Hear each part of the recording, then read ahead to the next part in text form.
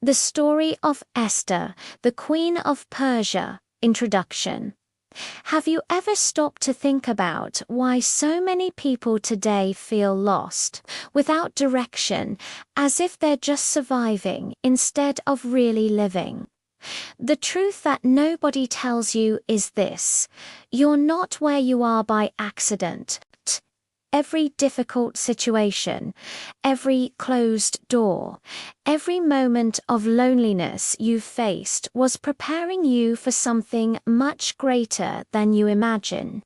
But here's the problem: most people spend their entire lives waiting for someone to come solve their problems, for a miracle to fall from heaven without them having to do absolutely anything.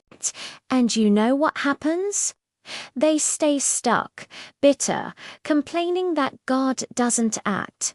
But what if I told you that maybe you are the answer you've been asking for?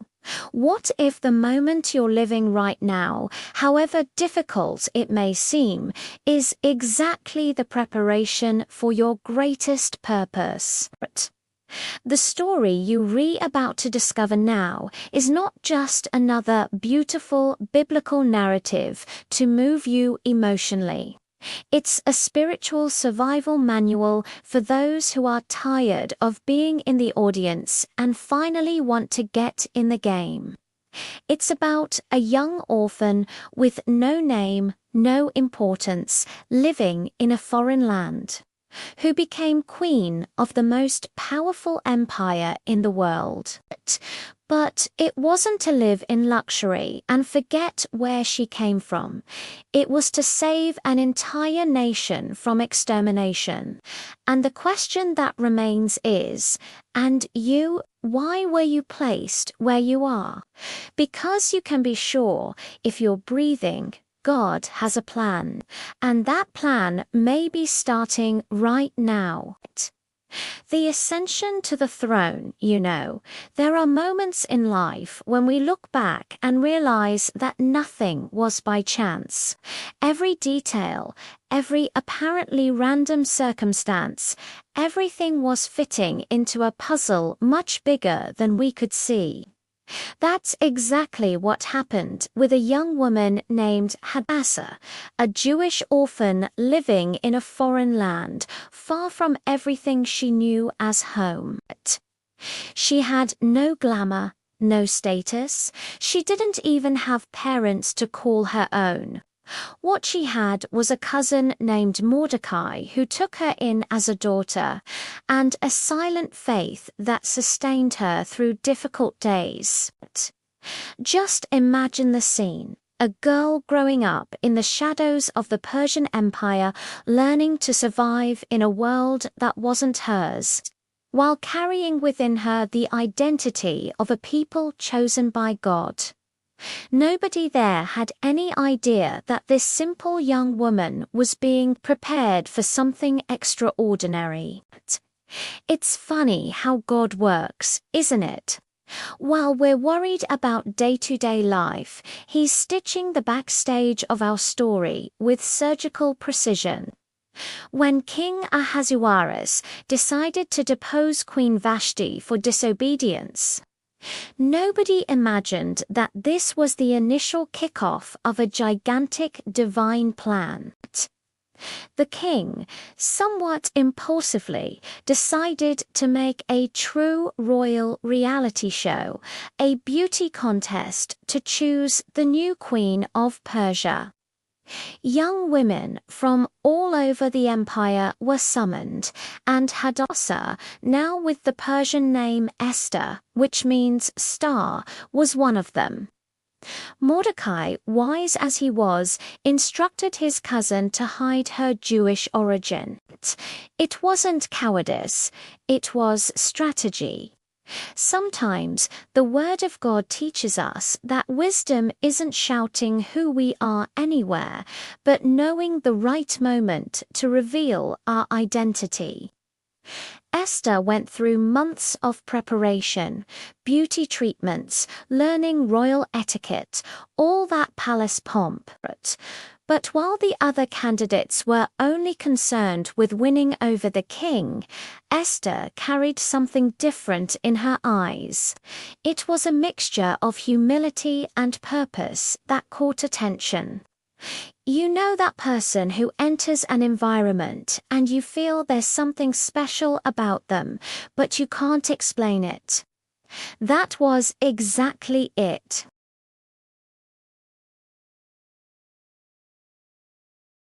The result? Esther conquered not only the crown, but the king's heart. Ahasuerus fell in love with her in a way that no other candidate managed to provoke. The Bible says that the king loved Esther more than all the women, and she was crowned queen at a sumptuous banquet. But here's a detail that many people miss.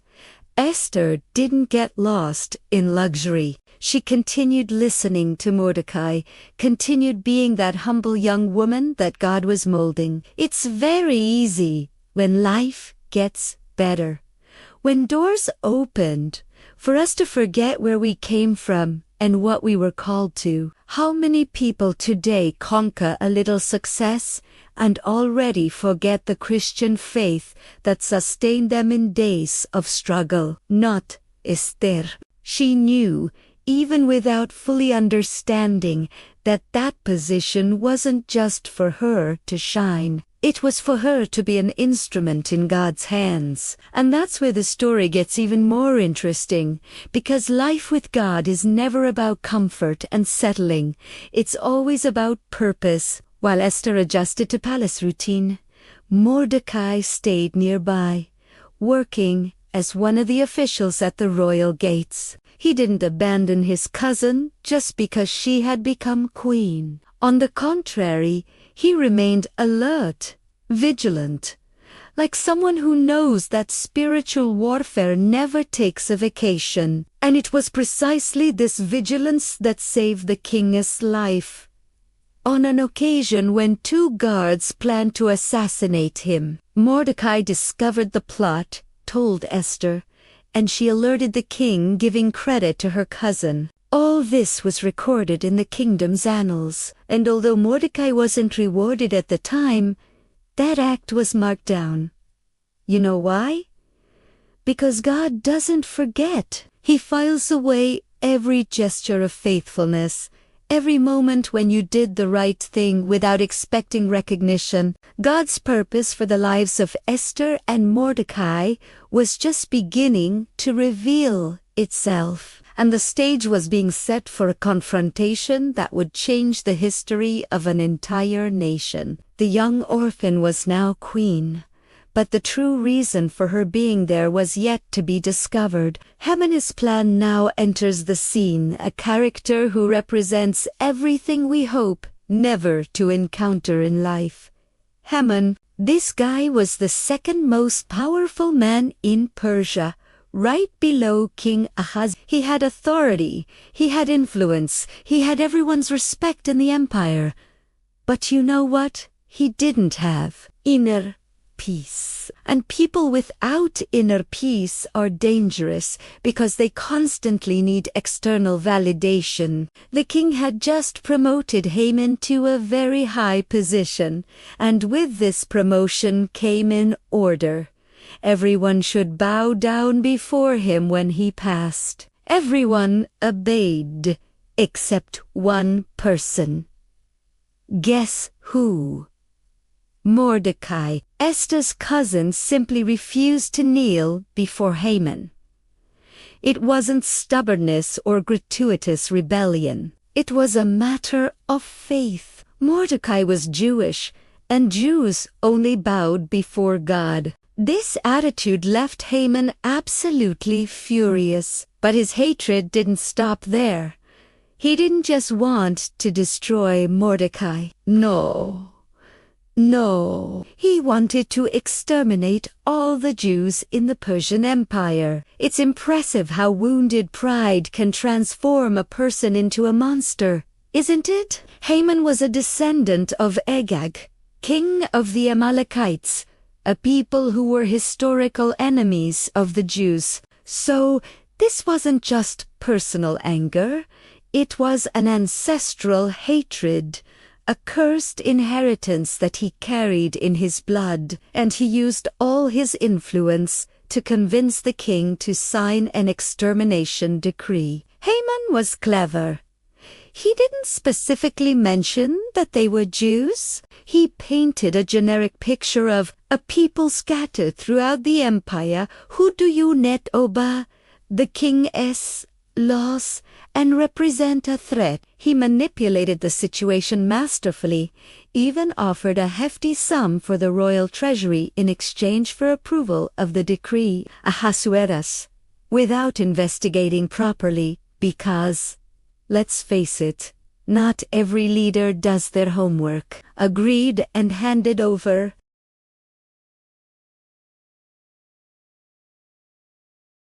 His signet ring for Haman to seal the decree.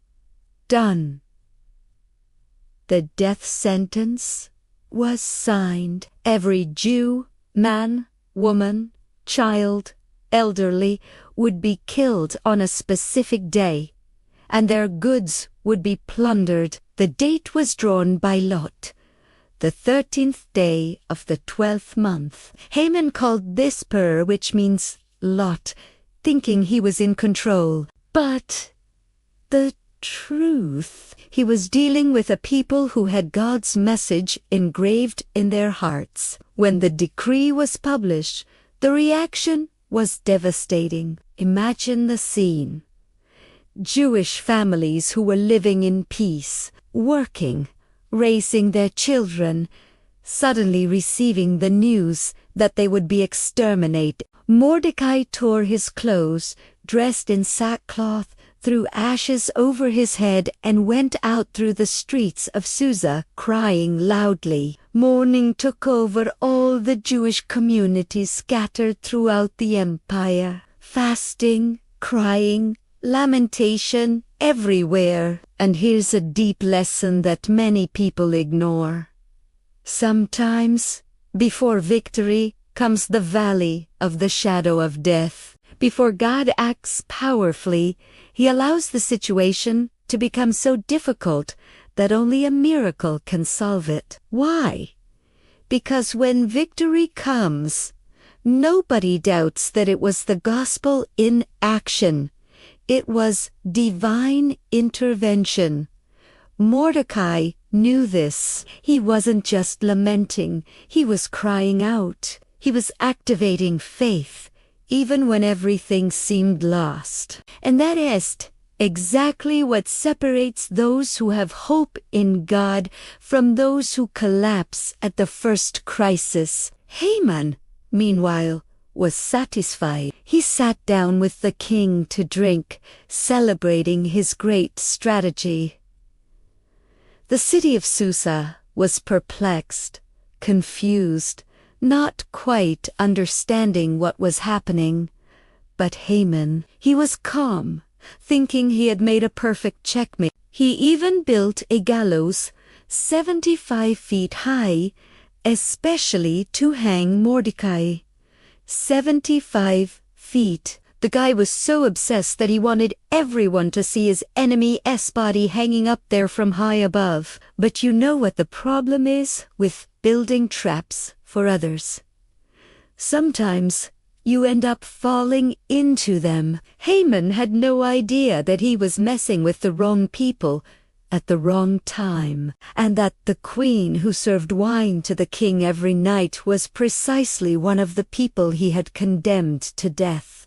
Divine irony is powerful, my friend. While Haman planned destruction, God was already rewriting the script. Esther's divine calling was about to be activated, and that palace full of luxury was going to transform into the stage of the greatest spiritual confrontation that empire had ever seen. Esther's courage when Mordecai sent word to Esther about the extermination decree, reality hit in a devastating way. The queen, who lived protected within the palace walls, surrounded by luxury and comfort, suddenly discovered that her entire people had their days numbered. And worse, she herself was on the list, even without the king knowing. Esther sent a response to Mordecai that revealed her fear.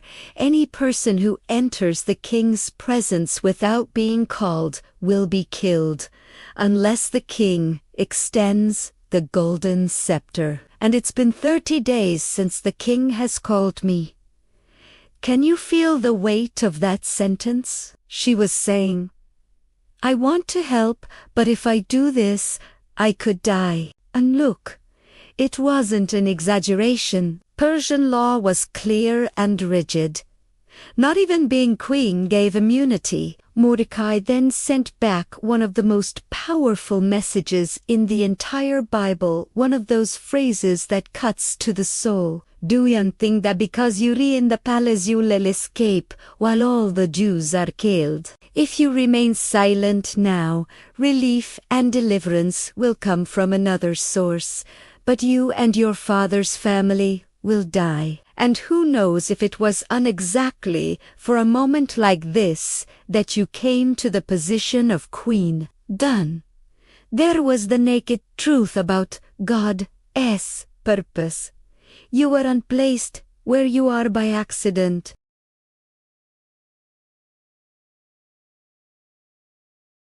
This conversation between Mordecai and Esther teaches us something crucial about spiritual growth. There are times when God is speaking to us through circumstances, and we need to have the courage to listen. Esther could have invented 1,000 excuses. She could have said, "It's not my responsibility. I'm just a woman. The king could kill me. I have too much to lose." But she didn't do that. You know what she did? She made a decision that would change not only her story, but the story of an entire nation. She told Mordecai to gather all the Jews in Susa to fast for her for 3 days and 3 nights without eating or drinking.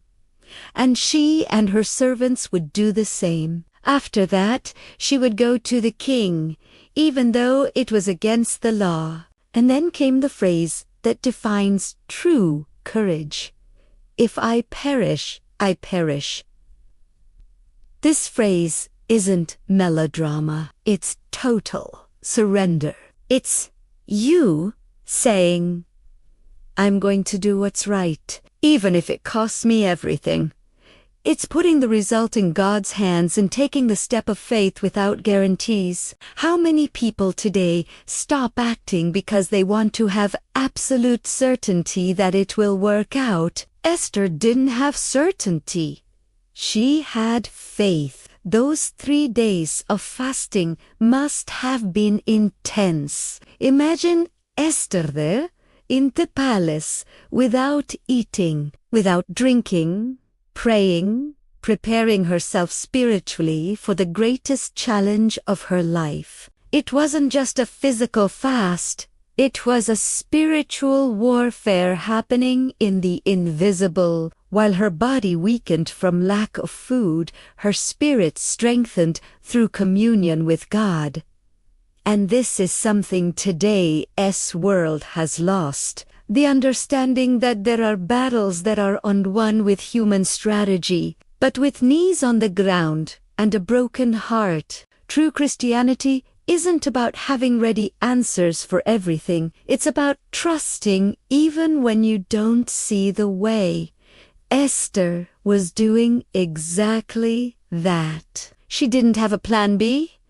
She didn't have an escape route. She only had the conviction that this was her moment, and that if God had placed her there, He wouldn't abandon her now. This is what separates those who have true Christian faith from those who only believe when it is convenient. Real faith manifests itself precisely when everything seems to be against you. On the 3rd day, Esther, dressed in her royal robes, took a deep breath and walked toward the inner court of the palace, where the king was seated on his throne. Each of her steps was an act of monumental courage. Her heart must have been beating irregularly, her hands perhaps trembling, but her feet kept walking. When the king saw her, something supernatural happened.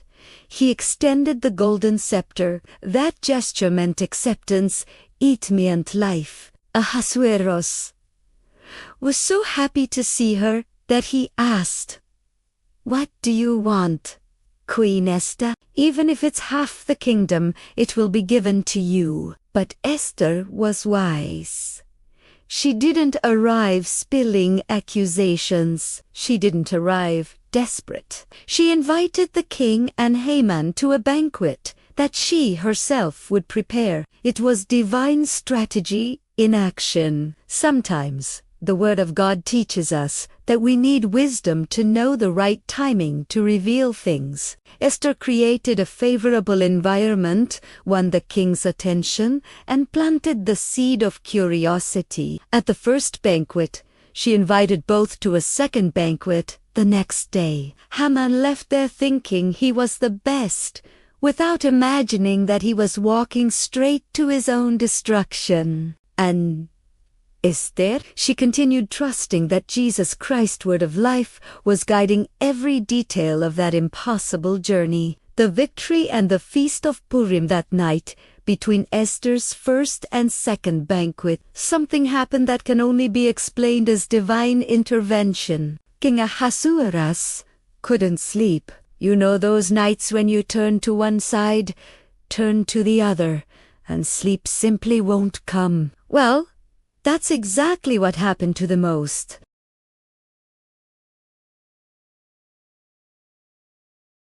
powerful man in Persia.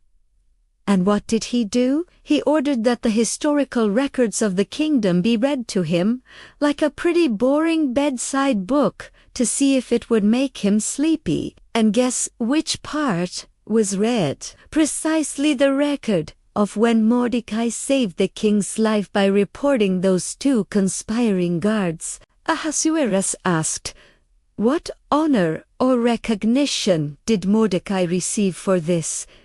The answer: nothing.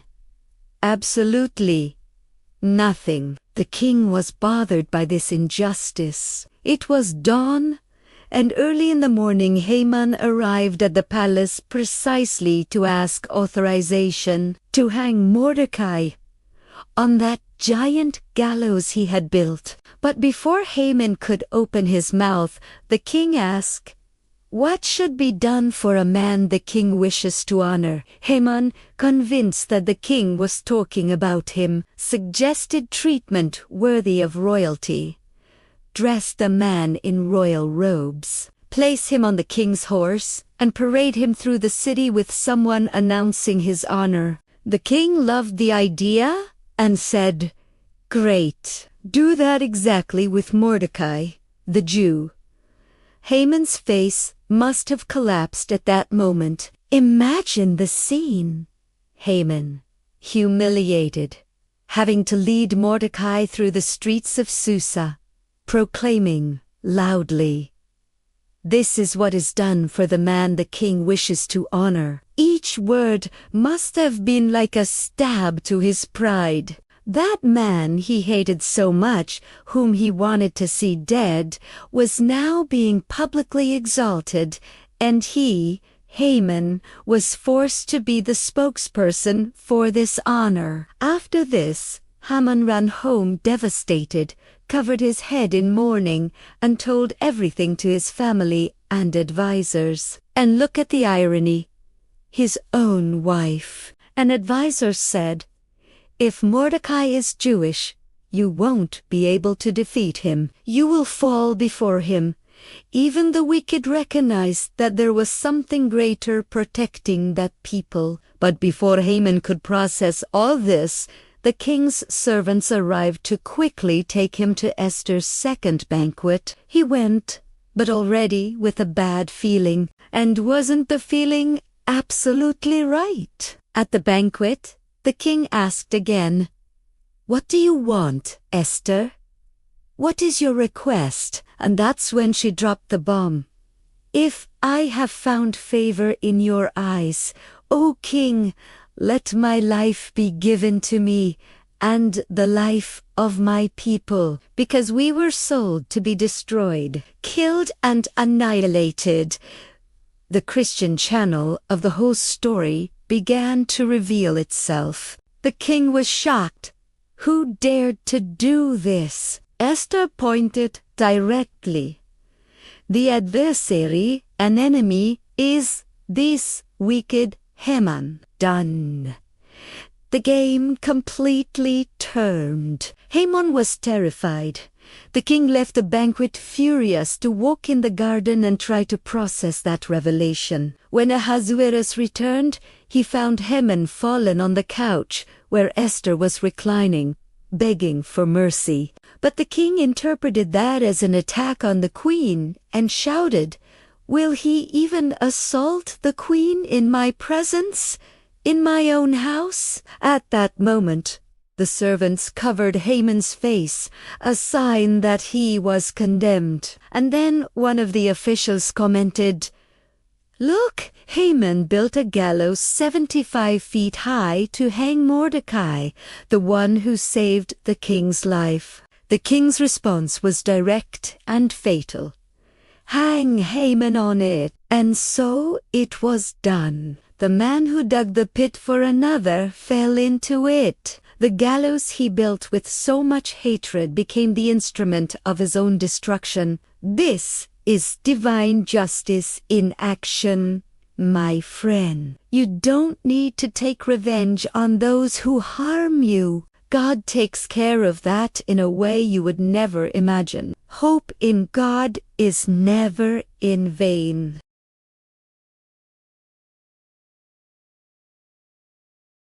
But the story didn't end there. Haman's decree was still valid, and by Persian law, a decree sealed with the king's ring could not be annulled. So what did the king do? He authorized Mordecai and Esther to issue a new decree allowing the Jews to defend themselves and fight against whoever attacked them on that marked day. And when the day came, the Jews defeated all their enemies. The victory was so great that it became an annual celebration called Purim, a feast that Jews celebrate to this day, millennia later. Purim comes from the word pur, that lot that Haman had cast thinking he was in control, but God transformed what was meant to be destruction into deliverance. Mordecai was promoted to the position that was Haman's, becoming the second most powerful man in the empire, and used this position to bless the Jewish people. Esther remained as queen, now without needing to hide her identity, and her story became an eternal testimony that when you are in the divine calling, nothing and nobody can stop God's plan. This story reminds us that sometimes God places us in strategic positions not for our comfort, but to be instruments of deliverance, and that in the end, always, always, life with God wins. Conclusion. So, after everything you just learned, the question that won't go away is, and now, will you continue being a spectator of your own life, or will you have Esther's courage and say, "If I perish, I perish"? Because, look, knowledge without action is nothing but entertainment. You may have found this story moving. You may have identified with Esther's journey, but if you don't apply this to your reality, nothing will change. How many times have you already felt that God was calling you to something greater, but you let fear win? How many opportunities did you miss because you kept waiting to have absolute certainty that it would work out? Esther didn't have certainty. Mordecai had no guarantee whatsoever. But they acted, and it was their action, moved by faith, that changed the history of an entire people. Now It's your turn. What is that situation in your life that you're avoiding facing? What is that step of faith that you know you need to take, but keep postponing? What relationship do you need to fix? What forgiveness do you need to offer? What dream do you need to take out of the drawer? I want you to answer here in the comments. What is your, if I perish, I perish. What will you do differently from now on? Because this story wasn't told for you just to get emotional. It was told for you to wake up, get up, and act. And if you got this far, it's because something inside you recognizes that God is speaking. So don't let this die. Subscribe to the channel now and activate the notification bell, because the transformation journey is just beginning. There's much more powerful content coming to help you live the purpose that God prepared for you. Don't be just another person who watches and forgets. Be someone who learns, applies, and transforms. Your victory story starts now. Let's go together on this journey.